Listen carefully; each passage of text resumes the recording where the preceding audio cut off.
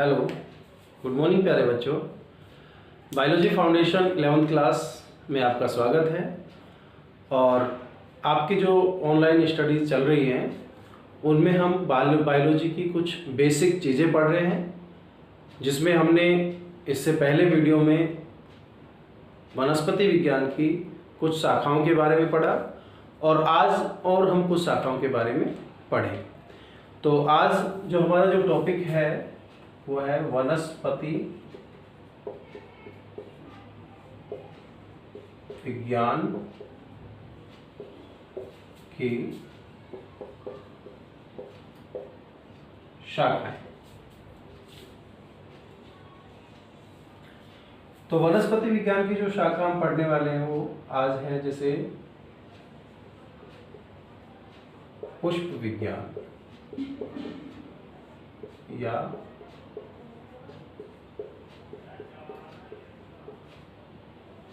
Anthology. इसमें हम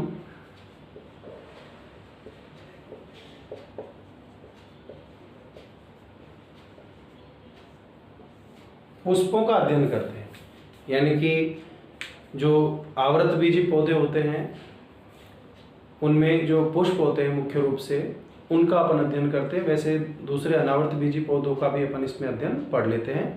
पुष्प जो कि पौधे का एक जननांग होता है, उसके कौन कौन से चक्र होते हैं, बाह्य दल, दल, पुंकेसर, स्त्रीकेसर, तो उन सब का अध्ययन हम किस में करते हैं?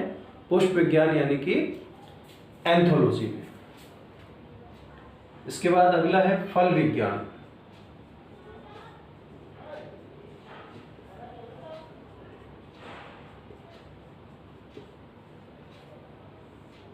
पोमोलॉजी।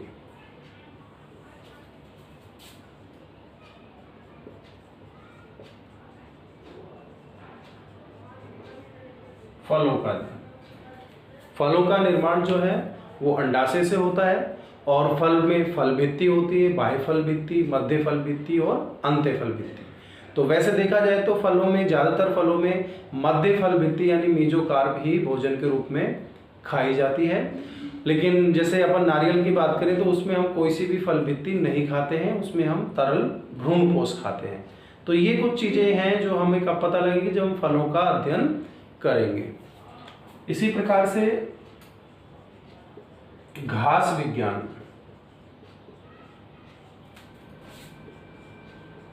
एग्रोस्टोलॉजी।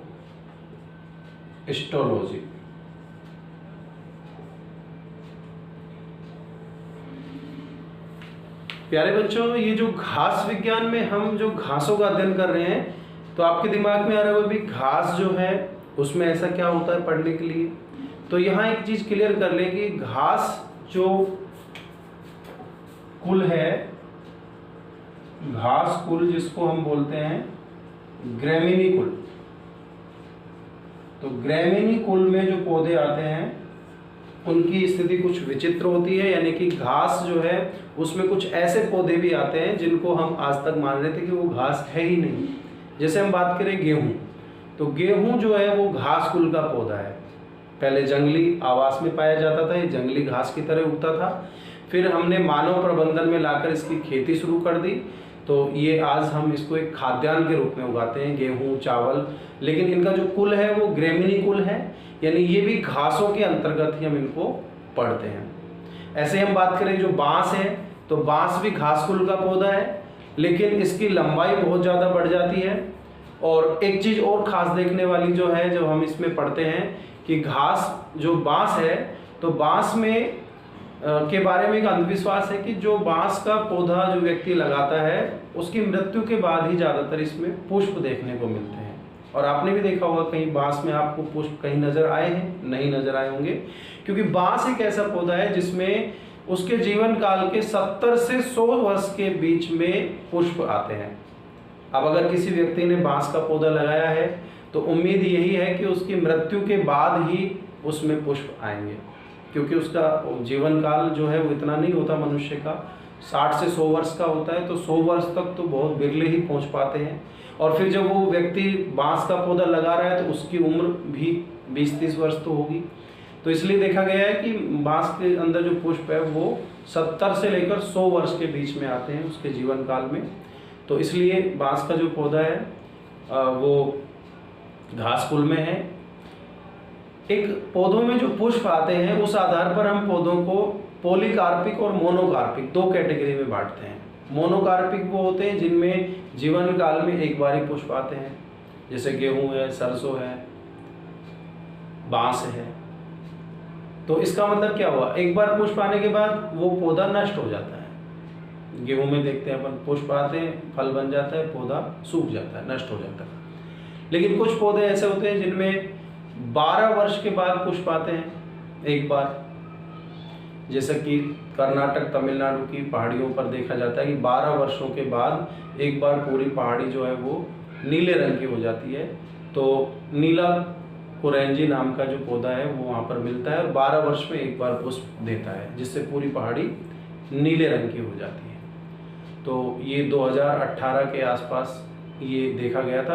आने वाली 2030 में ये दृश्य देखने को मिलेगा। बहुत से पौधे होते हैं जो पॉलीकार्पिक होते हैं, जैसे आम है, शीशम है, नीम है, हर वर्ष उनमें पुष्प आते हैं। तो पुष्पों का अध्ययन करने से हमको ये चीज़ें पता लगती है। पुष्पों का अध्ययन जो है वो क्या कहलाता है, एंथोलॉजी। लेकिन हम घासों की बात कर रहे हैं। तो यहाँ पर एक चीज़ और आपको बता देनी चाहिए कि एक पौधा है जिसका नाम है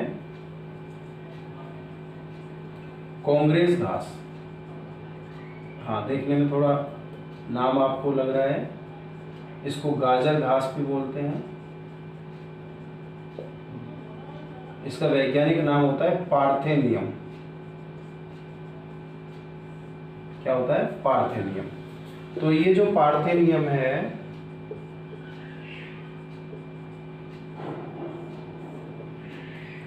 ये पौधा आपने देखा है, अपने चारों तरफ भी उगता है, लेकिन हम हो सकता है इसके बारे में नहीं जान रहे हो। तो उसके लिए ये मैं आपको दिखा देता हूँ। ये जो पौधा है, ध्यान से देखेंगे, ये पौधा आपके आसपास मिलता है और ये कांग्रेस घास या पार्थेनियम जो पौधा है। और इस पौधे की एक खासियत होती है कि इस पौधे के परागकण मानव शरीर में, हमारे शरीर में एलर्जी उत्पन्न करते हैं। इसलिए ये पौधा अगर आपके आसपास है तो इससे दूर रहें, बच के रहें, क्योंकि इसके परागकण एलर्जी उत्पन्न करते हैं। तो ये हमने कैसे जाना, जब हमने घासों का अध्ययन किया तो हमें पता लगा पार्थेनियम जो है वो पौधा जो है उससे क्या होता है, उसके परागकणों से एलर्जी होती है। तो किसका अध्ययन, घासों का अध्ययन, क्या कहलाया, घास विज्ञान। ठीक है। इसी क्रम में हम जब आगे देखते हैं तो ब्रायोफाइटा विज्ञान यानी ब्रायोलॉजी।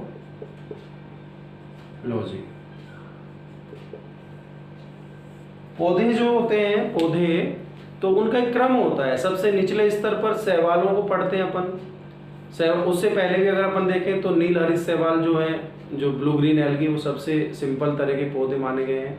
उसके बाद शैवाल जो दूसरे हैं, फिर ब्रायोफाइटा है, फिर टेरिडोफाइटा है, फिर जिम्नोस्पर्म है, फिर एंजियोस्पर्म है। तो ये पौधों का क्रम है। तो ब्रायोफाइट्स पौधे जो होते हैं, ब्रायोफाइट्स, उनका अगर अपन अध्ययन करते हैं तो वनस्पति विज्ञान की उस शाखा को बोलते हैं ब्रायोलॉजी। ठीक है, ब्रायोलॉजी यानी ब्रायोफाइट्स का अध्ययन। ऐसे ही टेरिडोफाइटा विज्ञान यानी टेरिडोलॉजी। तो इसमें किसका अध्ययन करते हैं,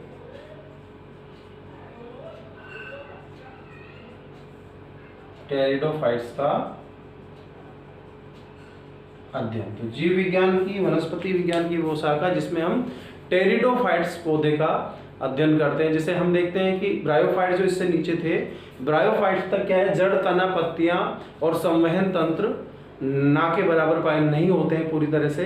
ब्रायोफाइट्स में कुछ मूलाभास पाए जाते हैं, जबकि टेरिडोफाइट्स में हम क्या देखते हैं कि जड़, तना, पत्तियां भी पाई जाती हैं और संवहन ऊतक भी पाए जाते हैं। तो ये सब चीजें कैसे पता लगी, जब हम इनका अध्ययन करते हैं। तो टेरिडोफाइट पौधों का अध्ययन क्या कहलाता है, टेरिडोलॉजी। ब्रायोफाइट्स पौधों का अध्ययन क्या कहलाता है, ब्रायोलॉजी।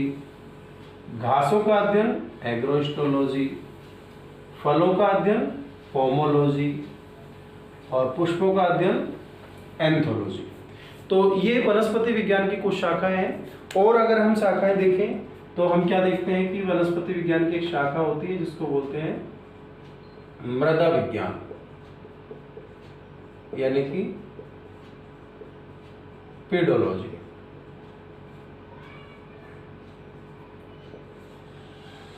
इसमें हम मृदा के संगठन का अध्ययन करते हैं।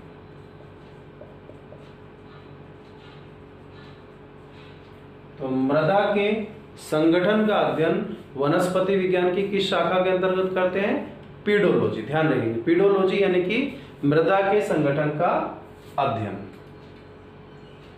वर्गीय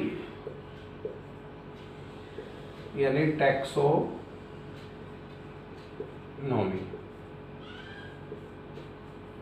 इसको अभी मॉडर्न उसमें सिस्टेमैटिक्स के नाम से भी जानने लग गए हैं। इसमें क्या करते हैं हम, किसी पौधे की पहचान, उसको पहचानना, उसका नामकरण करना और उसका वर्गीकरण करना, इन सारी चीजों का अध्ययन करते हैं। यानी उसको, पौधे को पहचानना, उसका नामकरण करना, उसका वर्गीकरण करना, इन सब चीजों का अध्ययन किस में करते हैं हम वनस्पति विज्ञान की जो शाखा है वर्गीकी यानी टैक्सोनॉमी, उसके अंतर्गत करते हैं। सबसे पहले जो कैरोलस लिनियस ने द्विनाम पद्धति दी थी नामकरण की, जिसमें बताया गया है कि 2 पदों में या 2 चरणों में जीवों का वैज्ञानिक नाम होता है। जैसे अगर अपन सरसों की बात करें तो ब्रेसिका कैम्पेस्ट्रिस उसका वैज्ञानिक नाम हो जाता है, वानस्पतिक नाम। तो ये सारी चीजें हम किस में पढ़ते हैं, टैक्सोनॉमी यानी कि वर्गीकी में। ठीक है। इसी तरह से अगली जो शाखा है वो है पारिस्थितिकी।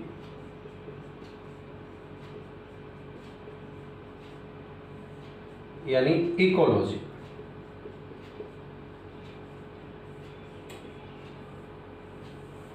इकोलॉजी में क्या होता है कि जो पौधे हैं, तो पौधों का वातावरण से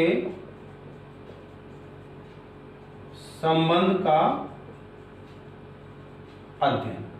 अगर अपन पादप पारिस्थितिकी की बात कर रहे हैं, सिर्फ पादप पारिस्थितिकी या प्लांट इकोलॉजी की बात कर रहे हैं, तो पौधों का वातावरण से संबंध का अध्ययन। लेकिन अगर अपन जंतुओं को भी इसमें शामिल करें तो यहां पर इसकी जगह क्या, कौन से शब्द काम में ले लेंगे, जीवों। यानी जीवों का वातावरण से संबंधों का अध्ययन। यानी जीव जो है इस वातावरण में रह रहे हैं, तो उनका वातावरण से, यानी कि वातावरण के जो अजैविक घटक हैं, जैसे प्रकाश है, तापमान है, पानी है, ठीक है, मृदा है, तो इन सब से जीवों का क्या संबंध है, आपस में जो आदान प्रदान है, उसका अध्ययन कहलाता है इकोलॉजी यानी कि पारिस्थितिकी। तो ये भी वनस्पति विज्ञान की एक शाखा है। इसमें आगे अपन देखें तो डेंड्रोलॉजी।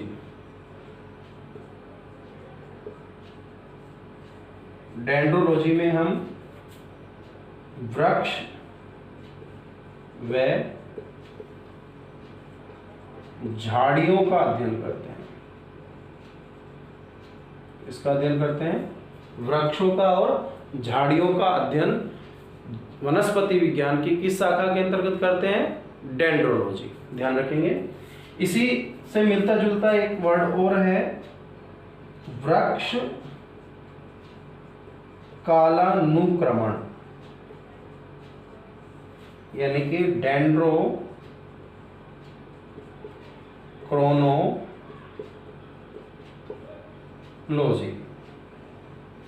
डेंड्रोक्रोनोलॉजी जो है ये वनस्पति विज्ञान की शाखा है, जिसमें हम वृक्षों की आयु का निर्धारण करते हैं। पेड़ों की जो आयु है उसका निर्धारण हम किस में करते हैं? डेंड्रोक्रोनोलॉजी। कैसे करते हैं? वास्तव में जो पौधे का तना है उसकी जो द्वितीयक वृद्धि होती है, यानी उसकी जो मोटाई बढ़ रही है, वो सर्दियों में और गर्मियों में 2 बार उसके अंदर एक एक वलय बनता है जाइलम का। तो जो वलय बन रहा है उसको वार्षिक वलय कहते हैं। शरद ऋतु में बनने वाली जो वलय है उसको शरद काष्ठ, और ग्रीष्म ऋतु में या बसंत ऋतु में बनने वाली काष्ठ को बसंत काष्ठ कहते हैं। तो कह सकते हैं कि एक साल में 2 वलय बनती है। तो इनकी संख्या को गिनकर हम वृक्ष की आयु पता लगा सकते हैं। जैसे किसी वृक्ष में मान लीजिए 100 वलय पाए गए, तो एक साल में 2 वलय बनते हैं, इसलिए उसकी जो आयु है वो 50 वर्ष मानी जाती है। ठीक है, तो इस तरह से वृक्षों की आयु का निर्धारण हम वनस्पति विज्ञान की किस शाखा में करते हैं? डेंड्रोक्रोनोलॉजी। और वृक्षों और झाड़ियों का अध्ययन डेंड्रोलॉजी। जीवों का वातावरण से संबंध का अध्ययन इकोलॉजी। पौधों की पहचान, नामकरण या वर्गीकरण का अध्ययन टैक्सोनॉमी। और मृदा के संगठन का अध्ययन पेडोलॉजी। तो प्यारे बच्चों, इसी तरह की कुछ और ब्रांचेज हम पढ़ेंगे। तो ये ब्रांचेज हैं, ये आपको अच्छी तरह समझ में आ रही होगी। इनको अच्छी तरह से पढ़ें, अपनी नोटबुक में उतार लें, बार बार रिपीट करें, क्योंकि बार बार रिपीट करने से ही जो चीज़ें हैं वो अच्छी तरह से कंठस्थ याद होती हैं। आप अपना प्रयास करते रहिए, आपका पूरा सहयोग होगा, आपको अच्छी से अच्छी पढ़ाई मिलेगी। इस बात की मैं आपको एक गारंटी दे सकता हूं कि आप जो है बायोलॉजी में आपको कोई भी समस्या नहीं आने दी जाएगी। तो इसी के साथ बाहर जो माहौल है, कोरोना काल चल रहा है, बहुत ही विषम परिस्थिति है, तो हमें अपने आप को भी सुरक्षित रखना है, अपने परिवार के सदस्यों को भी सुरक्षित रखना है। तो घर में ही सुरक्षित रहते हुए पढ़ाई को जारी रखें। Be safe, stay home.